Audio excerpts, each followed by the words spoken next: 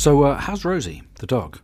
Rosie is extremely well, thank you very much for asking. Probably she's in the kitchen on the sofa, multitasking, doing a selection of toxic farts, lovingly licking her private parts. Happy to go with the lateral flow. She's pro-vaccine, anti-masking. She would like a scratch, some chicken or a Jew. Then she will find a random room and do a secret boo. Thanks for letting me know. Does she really do that? Does she find a random room and do a secret poo? Yes, all the time. All the time. On the carpet?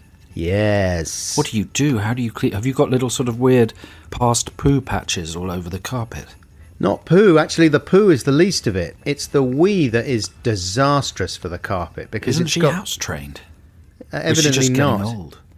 I think she does it as a protest. If she's not taken out for a walk when she wants a walk, then she'll do a wee-wee in a room. And there are rooms, I think pretty much every room in the house now has some lurid yellow patches on the carpet. And it's special toxic stuff that you cannot scrub out. Why don't you get a dog flap? Dog flap. She's not a huge dog, is she? She could squeeze through a little dog flap. Yeah, we don't really want her coming and going that easily. Yeah, she could get into trouble. She could. The other day, on bonfire night, she got upset by this is the theory, right? Because towards the end of bonfire night, we were not at any displays or anything. We were all at home as a family. Suddenly we get a phone call around about 7 or 8 o'clock or something, after there's been a display of fireworks quite close by, actually.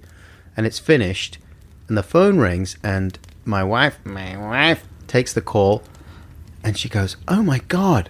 Oh, thank you very much." And then she hangs up, and she goes, "Rosie's just been found on the road about a mile away. She's fine. She hasn't been hit by a car, mercifully. Someone just found her wandering around, and opened the door and said, 'Get in, little doggy.' And Rosie obligingly jumped in. Luckily, it was a nice person, and they took her to the nearest vet. And thanks to the wonders of modern technology, the vet was able to establish who Rosie was, thanks to she's got a chip. Yeah. And it's the law now. Yeah. Very soon. And they gave us a call, and I went and collected her immediately. But the thought of her out there, how had she got out? We didn't know. What was she doing? She's never done anything like that before. Like, she runs off when we're on a walk occasionally, but she always comes back.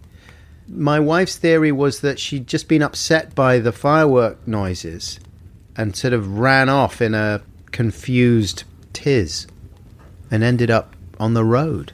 Oh, God.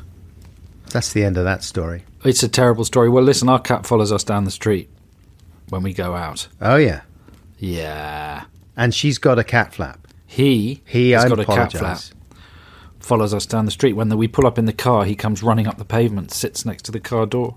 When I go over to the road to see my parents, he trots after me. Won't come in, though. Yeah. He's all right.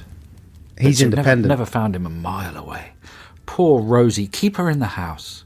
Yeah. Can't you give her a dog litter tray? That's a good idea, but I think at this point, she's never going to learn, is she? She's 9 now. You train her. I'd get her to do that. Listen, I don't know if you've ever heard the expression, you can't teach an old dog new tricks, but I think it's true.